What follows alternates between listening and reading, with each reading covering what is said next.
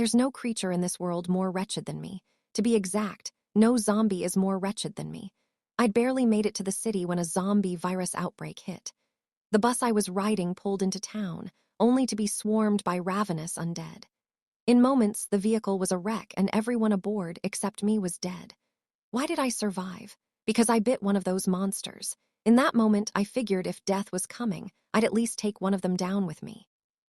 No way was I going out without a fight.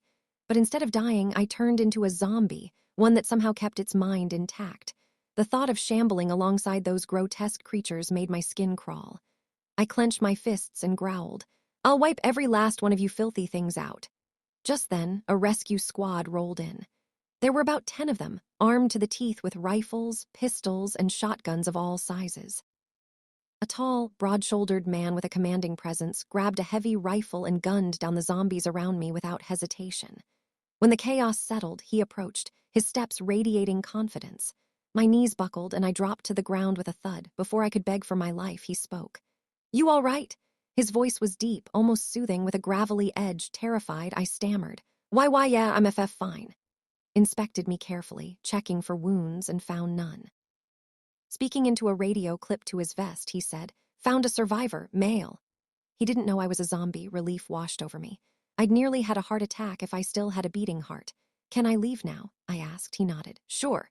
Then he brought me to a massive, fortified compound, walls, floors, and roof all made of steel. But that wasn't what I meant by leaving. I'm a zombie. I'm as good as dead here. Noticing my unease, the man gave a small laugh. "Relax, I'm not one of them." "I don't eat people." I eyed the pistol strapped to his side and muttered, "Not nervous. Just scared he'd figure out what I was and put a bullet in me." After a pause, he asked, "What's your name?" "Ethan Cole. Age 21. Family," a pang hit me. "Gone. Mother passed during childbirth, and my father succumbed to illness not long ago. I'd come to the city to track down an old friend of his, fulfilling his final wish. I'd gotten a lead, but the outbreak derailed everything." Maybe he sensed my sorrow because he placed a hand on my shoulder. "I'm Caleb. From now on, we're family." His team was kind, bombarding me with questions that made my social anxiety flare. I could only manage awkward smiles. Besides me, Caleb's team brought back 2 zombies, a male and a female. Curious, I asked from a safe distance while Caleb cleaned his rifle, "Why'd you capture those 2? "For research." "Search. Yeah, the base is studying a new kind of zombie, one that's turned but still thinks like a human." My stomach dropped. He was describing me. My heart, if I still had one, raced. My hands grew clammy and my breaths came uneven. Trying to sound casual, I asked, "Have you found any of those thinking zombies?" Caleb shook his head. "Not yet." "Any leads on where they might be?" He frowned, disappointed. "No clue." I exhaled quietly, but dread lingered. If they caught me, I'd be a lab rat. Dead for sure. I didn't want to die, so I started plotting escapes. Every attempt, though, ended with Caleb hauling me back. "It's dangerous out there," he said firmly. "You can't just wander off." I wanted to scream. The real danger was them, the ones with guns. What was I supposed to do? The next morning brought a surprise. At breakfast, 2 guys on the team were acting cozy. Were they kissing? I stared, stunned. The team's only woman, Sophie, leaned over and whispered, "They're together." And a couple for years. Got it. Watching them, an idea sparked. If they could be a couple, why not me and Caleb? Not because I had feelings for him. No way. If he liked me, I could stay close, manipulate things, and avoid becoming a science experiment. Clever, right? That night, I faked sleepwalking and slipped into Caleb's bed. Up close, I noticed his build, lean but muscular. 128 abs, seriously, and his face. Sharp brows, intense eyes, a strong nose, and lips that looked, well, appealing. Mean attractive. Not that I was thinking anything weird. Feigning confusion, I mumbled, "How'd I end up here?"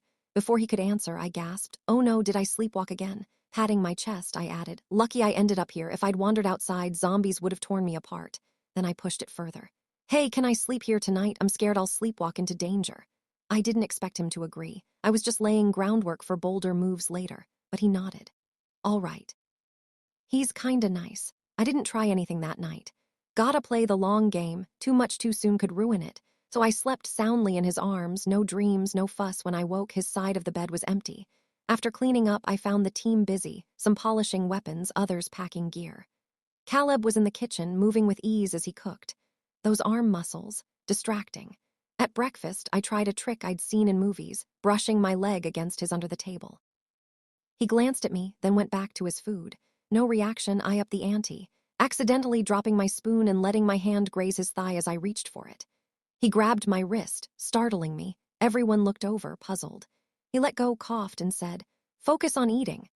The two guys bickering over zombie kill counts thought he meant them and quieted down. Under his sharp gaze, I flashed an innocent smile. Maybe my act was too convincing because he sighed and walked off. That evening, I shuffled into Caleb's room, clutching my pillow tightly. "Hey, can I crash here again tonight?" After my bold moves earlier in the day, he didn't answer right away. He just fixed me with a steady gaze. I dropped my eyes, putting on my best pitiful expression. "No, I'm just really scared to sleep alone. What if I sleepwalk and end up zombie food?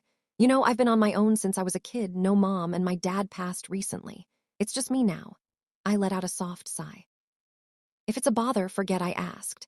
I turned to leave, dragging my feet toward the door. Just as I reached it, his voice stopped me. "All right, stay." I spun around, darted to the bed, and burrowed into his arms, wiggling until I found a cozy spot to settle in. I'd planned to take things slow, not wanting to spook Caleb by moving too fast. But before drifting off, I overheard him talking to a teammate. "Command confirmed the mutants' activity zone. We've got 2 weeks to track them down." Blood ran cold. They were closing in on mutants on me. No time for slow and steady now. He had to fall for me and fast, so I made my move. My fingers traced lazy circles across Caleb's chest.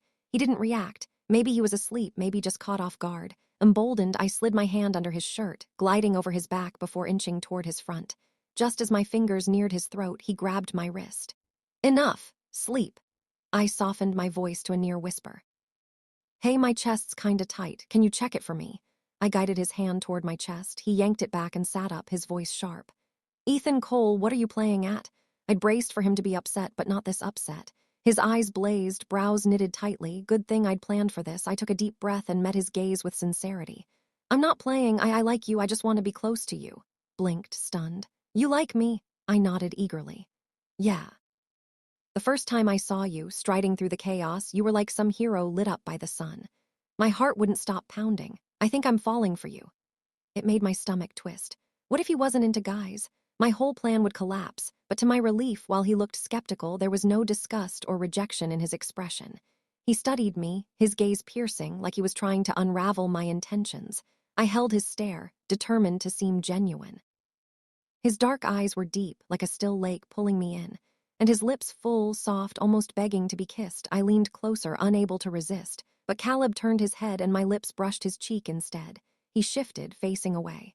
"It's late. Get some sleep." His heavy breathing told me I'd gotten under his skin. I smiled to myself. After that, I kept up the teasing, sometimes subtle, sometimes not. At first, he'd flush and dodge me, but now, he barely reacted. Under the table, I slung my leg over his, letting it sway lightly. Caleb didn't flinch. He even rested his hand on my knee. Victory felt close. When the rescue team geared up for a mission, I smoothed out Caleb's jacket and murmured, "Stay safe. I'll be waiting for you." His cheeks reddened, and I grinned, feeling smug. I helped the others with their gear too, keeping the mood light.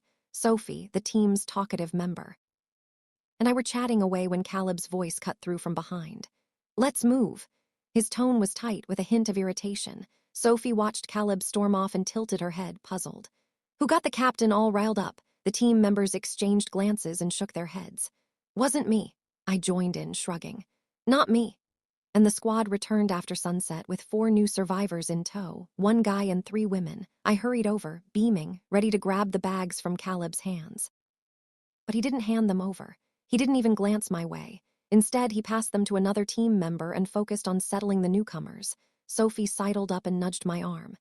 "You've got skills. The captain's got the patience of a saint and you still managed to tick him off." I blinked, confused. "What? I didn't do anything," she sighed. "Think about it. There's gotta be something." There, I racked my brain, but nothing came to mind. For days after, Caleb avoided me like the plague. Whatever he was doing, he kept his distance, giving me 0 opportunities to approach.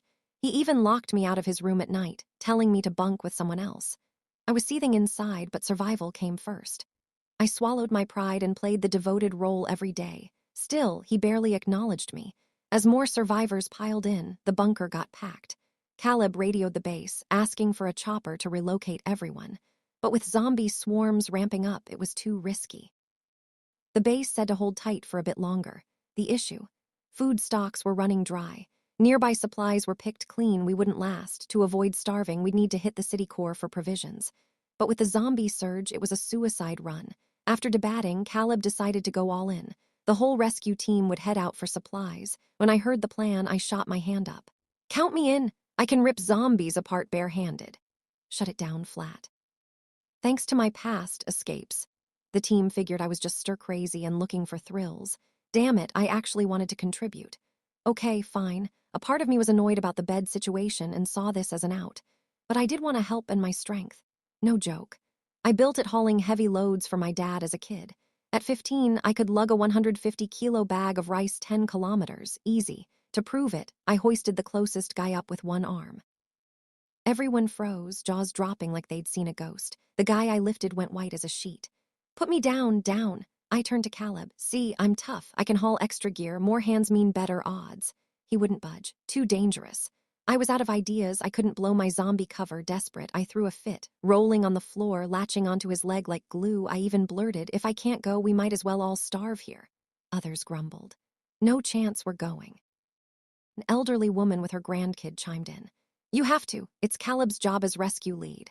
Unbelievable, even in the end times, guilt-tripping persists. Caleb's already putting his neck on the line for us. That's more than enough. If it were me, I'd have booted that lady into the undead crowd ages ago. I rolled my eyes. Why don't you go then? The old lady's face twisted with indignation. She jabbed a finger at me, spitting. You disrespectful punk, picking on an old woman. I pointed right back. Keep trying to guilt-trip us and I'll drag you out myself. She thrust her chin out, defiant. Go ahead and try, I smirked. Test me. Fire in my eyes must have hit her because she clammed up, backing off without another word. Fear was natural. Those zombies were grotesque and brutal. Most survivors were just regular folks, no weapons, no training. Their panic made sense. But using moral blackmail, that crossed a line. I latched onto Caleb's leg, refusing to let go. If I don't go, we're all starving. Grudgingly, Caleb relented. Fine, you're in. The way he drilled into me. If things go south, stay behind me. Follow orders, no freelancing. Got it, I said, nodding. I'll be good. Yeah, right. The second I saw an opening, I was bolting for safety. Caleb didn't lead us straight to the city core. We scouted the outskirts first. After nearly an hour, we found nothing. Caleb made the call. We're heading to the city center. He turned to me. I'm taking you back first. I crossed my arms, jutting my chin at him. No way, I'm going. As a mule, I wasn't budging, no matter what. Time was short, and seeing my resolve, Caleb sighed. All right, you stay. Barely saw any zombies en route, so no chance to slip away. We returned to the bunker loaded with supplies, and the survivors cheered, except me. I was sulking, my escape plan foiled. Then we spotted survivors outside the safe house. Caleb's temper flared. Why are you out here? Don't you know it's dangerous? The old lady snapped back.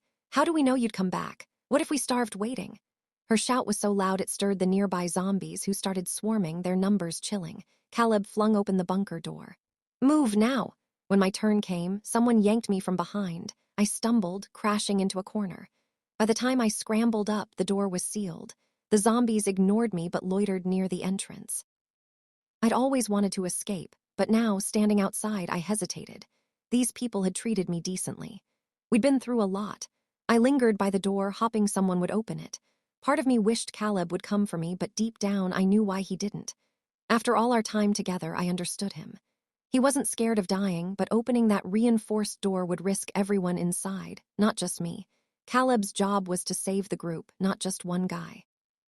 I got it, but disappointment still stung. We might never cross paths again. Yet fate had other plans. During the zombie surge, when the undead turned extra savage and chaos erupted, I was holed up in a small shop, munching on spicy snacks mid-bite. A ruckus outside caught my ear. I peeked out and saw Caleb and his team, sprinting from a horde of zombies hot on their heels. My first instinct was to duck and hide, but seeing Caleb's team surrounded, panic took over. The rescue squad had formed a tight ring around the survivors, fending off the relentless zombie horde. But the sheer number of undead was crushing them. Watching them get overwhelmed, I couldn't stay back. This way, I yelled. Run here. Heads whipped toward me. Caleb froze, his eyes flashing with shock and relief. He snapped out of it fast.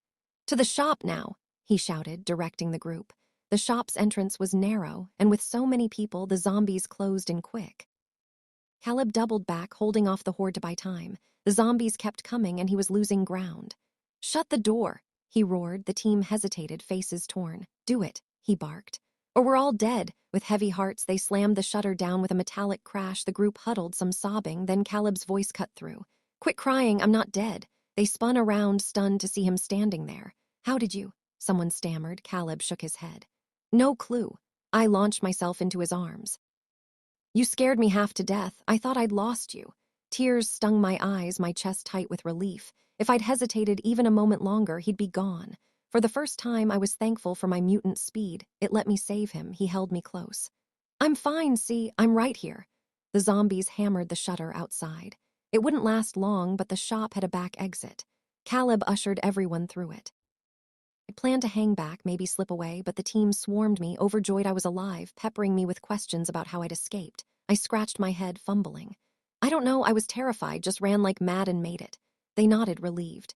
Good thing you're quick. Try 100 meters in a second. Before I could say more, someone grabbed my arm. It was Caleb, his brows knit, my stomach dropped. What's wrong? You hurt. He blurted, did you eat spicy snacks? Yeah, a few packs. Why? A grin broke across his face. Just curious. Why the smile? I leaned toward Sophie. Why's your captain grinning like that? She smirked. He's thrilled you're alive. I frowned. What do you mean? She explained. When I didn't make it inside, Caleb noticed and tried to bolt out after me, but the team held him back. That night he was a wreck, yelling, crying, muttering, I'm sorry, over and over. The others tried to console him. It's not your fault. He choked out. I failed him. Death hit him hard. He'd been a shadow since, unreachable. Sophie squinted at me. What happened to you out there? Why didn't you get in? Then it clicked. When I fell, I'd glimpsed polished black leather shoes. If I wasn't mistaken, they belonged to that old lady with her grandson. She bragged about their price tag, thousands. She'd pulled me back on purpose, trying to get me killed. If I wasn't a zombie, I'd be dead, and Caleb would have carried that guilt forever. The old lady blanched the moment she saw me back in the bunker. I flashed a grin. Shocked I'm still kicking, she stumbled back. What are you on about? I don't follow. I nodded slowly. No worries if you're confused, just sleep with one eye open. I might just toss you out one night. Her knees buckled and she crumpled to the floor. The others, clueless about the situation, thought I bullied her into kneeling. They started chewing me out, saying I had no respect for elders, no manners. After I explained, someone piped up. You're alive, aren't you? Isn't this a bit much? Apologize. Yes, say sorry or this won't end well. I laughed in their faces. Want to defend her? Fine. Step outside, circle the bunker, and if you make it back alive, I'll apologize on the spot. Deal. Silence. They didn't have the nerve to play hero. Cowards. Embarrassed, they slunk back to their rooms. I turned to the trembling old lady. Try another stunt like that, and I won't go easy. That night, Caleb showed up in my room. He sat on the edge of my bed, head down, silent. As I started to doze, his whisper jolted me. I'm sorry, I'm so sorry. His breath grazed my neck, cool and shivery. I pushed him back gently and saw tears streaking his face. What's wrong? I asked, flustered. He didn't answer, just kissed me. Time stopped. The world melted away, leaving only us. His hand cradled my head, pulling me deeper into the kiss. His scent overwhelmed me, dizzying. His grip on my waist tightened. All night he was insatiable, and I paid the price. Back, killing me, I groaned. Caleb confessed he was crazy about me. His sudden shift made me wonder if he was mistaking guilt for love. But no, he meant it. I should have been thrilled, but I wasn't. Night after night, he wore me out, ignoring my protests. Whenever I tried to confess my zombie secret, he'd kiss me quiet. By morning, he was gone. Finally, I put my foot down, no more touching. But he'd cling to me, begging for just a hug. It always spiraled, frustrating. Sure, but his tenderness, his care, made me feel special. Yet he was like that with everyone, gentle, attentive, cautious. Just didn't sleep with them. At dinner, he served food, poured water for others. Jealousy soured my stomach. I skipped eating and stormed to my room. I'd barely flopped onto my bed when Caleb walked in, arms full of my favorite snacks. He leaned against the bed frame, voice soft. Eat, I saw you barely touched your food. I turned away, sulking. Not hungry. If someone brushed me off like that, I'd leave them be, eat or don't. But Caleb tore open a bag of chips and held one to my lips. Just lie there, I'll feed you. Treatment. Nice, I chomped the chip. Delicious, under his care, I polished off 3 bags of chips, 2 packs of sweet pastries, and 3 packs of crispy noodles. Satisfied, I licked my lips, mood lifted. Caleb spotted a crumb on my face and reached to wipe it off. On impulse, I nipped his finger. We both froze, blushing like idiots. Flustered, I tried to let go, but he kept his finger hooked in my mouth, holding my jaw. He tilted my head, studying my teeth with a curious frown. Have you always had fangs? Fangs? They'd sprouted just days ago, no clue why, but there they were. Caleb was obsessed, always toying with them. I shoved him off, mumbling, "Quit it." He smirked, mischievous. "Wanna play something else?" When did he get this bold? What a rogue. The zombie surge ended and the base sent choppers to evacuate survivors. 3 days later, the first helicopter buzzed over the city at dawn. Caleb had put me on the first evac list, so when he returned from a mission and saw me still there, he was livid. "Why haven't you left?" I grinned. "You're still here. How could I go?" Furious, I disobeyed. He gave me the cold shoulder at dinner. That night in bed, he turned his back, silent. I slid my hand down, teasing, and his breathing hitched. When my palm met a sudden warmth, he laughed. "You," he started. I flashed my hand, grinning. "Look at this big guy," he groaned, exasperated. "Are you trying to drive me nuts?" I pecked his nose. "Sorry, won't happen again, forgive me," he sighed. "What am I gonna do with you?" The next evac was uncertain, and staying was risky. I knew Caleb worried, but as a zombie, I wasn't scared. He was human, though. If anyone should leave, it was him, but as rescue lead, he wouldn't. So I stayed, hopping to protect him if danger struck. I didn't expect it to come so soon. That day, unease gnawed at me. The sky was gray, drizzle falling, and distant growls echoed, far off but clear, angry zombie roars. A tide was coming. Caleb was out, 3 kilometers away, saving people. On foot, it'd take over 10 minutes to reach him. The zombie wave would hit in less. I could sprint there in seconds, but how would I explain it? Gritting my teeth, I tore toward him at full speed. My sense of direction was awful. I took wrong turns, cursing my useless navigation for the first time. Tears streamed down my face as I sprinted, more than I ever thought I could cry. My vision blurred, the road ahead barely visible. After 10 seconds, I spotted the rescue team. I stopped out of sight, wiped my face, and stepped forward. Sophie gaped. "What are you doing here?" I fumbled for an excuse, but Caleb appeared. He looked stunned. "You!" I rushed to him, whispering urgently, "Danger! Coming, get everyone back now." His face turned deadly serious. I was scrambling for how to convince him, but he didn't hesitate. "Back the way we came," he ordered. The team looked confused. "Captain, we're pulling out already." "Retreat," he said firmly. As they turned back, I exhaled in relief, but the distant roars grew louder and unease shook me. Grabbed Caleb. "Make them run fast as they can." He glanced at me, no questions, and barked, "Run." Panting, the group piled into the bunker. As the last person slammed the door shut, a deafening crash echoed. A massive zombie horde surged past. Everyone, Caleb included, stared at me. Panic hit. Had my zombie secret slipped? Then Caleb's radio crackled. Headquarters ordered stronger defenses and promised choppers soon. As attention shifted, I exhaled, relieved. The close call kept me up all night. The howling wind, rain, and zombie growls didn't help. Caleb held me close. "Can't sleep." I nodded. "Yeah, scared. Yeah." He'd die. He patted my back gently. "Don't worry, I've got you." Slept tangled together all night. Morning came, and something hard pressed against me. I nudged it hot to the touch and heard Caleb grunt, still fast asleep. I tried slipping out of his arms, but he pulled me back. "Still early," he mumbled. "Sleep more." "It's almost 10, I said. "Not early." Didn't open his eyes. "Can't go out anyway. Sleep." "I can't." Silence. Just as I thought he'd dozed off, he rolled on top of me. I yelped. "What are you doing?" He grinned, full of energy. "Guess." I shoved at him. "No way, I'm still sore." Was our first time in daylight. His body looked even better than in moonlight. I couldn't resist touching him. Big mistake. He kept me in bed all day, only letting me up for dinner. When I stood, my legs wobbled and I face planted. Damn Caleb. Being with Caleb was bliss, but it tore me apart. I had my human mind, but I was a zombie. I could lose control any day, hurting him, causing chaos. The thought tormented me. Before, I wanted to charm him, then reveal I was a zombie to avoid experiments. Now I couldn't bear him knowing. Maybe having so much made me greedy. I wanted him to see me as good. 10 days later, the skis cleared and the zombies seemed gone. At dawn, Caleb got word. A chopper would pick up the last survivors tomorrow. The bunker erupted in joy, people hugging, crying happy tears. I felt nothing but dread. I didn't want to leave Caleb, but I couldn't risk becoming a danger to him. So I chose to stay behind. The decision broke my heart. That night I clung to him, losing myself in him over and over. His hair dripped sweat, droplets falling onto my face. For the first time, I flipped him over, pinning him beneath me. His intense stare made me shy. I covered his eyes and kissed him deeply. After he held me, panting. "Why so clingy tonight?" I laughed. "Because I love you."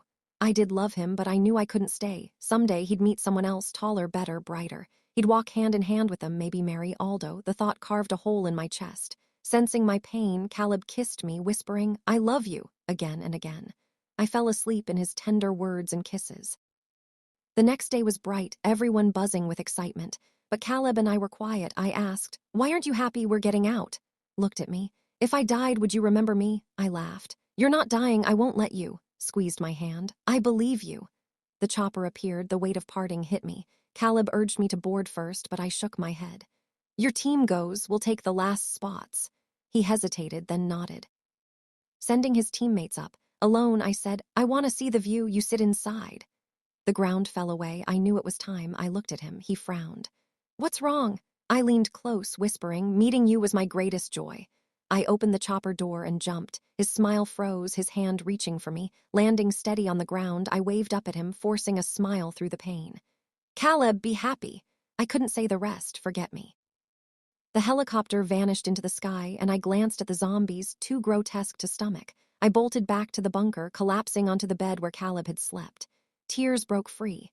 "Caleb, I love you so much. Will you forget me? Will we ever meet again? You fool." Wait, I didn't say that. I looked up to see Caleb standing over me, eyes blazing with anger. I stared, stunned. "You!" He flicked my forehead hard. Clutching my head, I winced but couldn't look away. "That really you, Caleb?" He snapped. "No, I'm not Caleb." Then he pulled me into his arms, whispering, "I'm your boyfriend." Joy surged through me. He'd come for me, but I pushed him back. "I've been hiding something," smiled. "That you're a zombie," my heart lurched. "You knew." He hugged me tighter. "For a while now. When you saved me, I didn't see you, but I smelled the spicy snacks." That's why he asked about them. He'd known all along. "And you're not scared?" "Not grossed out. I hate the mindless, murderous zombies. I love you too much to ever hate you."